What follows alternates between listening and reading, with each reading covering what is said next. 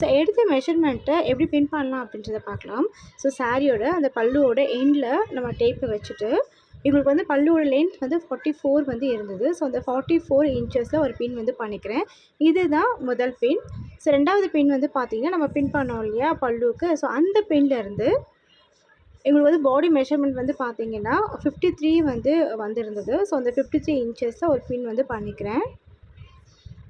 So இதுதான் வந்து 2வது பின். 3வது பின் வந்து பார்த்திங்கன்னா, சாரியோட இந்த எண்டில் வந்து கொண்டு வந்துடுங்க. நம்ம அவங்களோட ஹிப் மெஷர்மெண்ட் எடுத்தோம் இல்லையா, ஸோ அந்த ஹிப்போட மெஷர்மெண்ட் வந்து பார்த்திங்கன்னா எங்களுக்கு வந்து 39 இருந்தது. ஸோ நம்ம 39 இன்ச் வந்து மெஷர் பண்ணி ஒரு வந்து பின் பண்ணிக்கலாம். ஸோ இதுதான் வந்து 3வது பின்.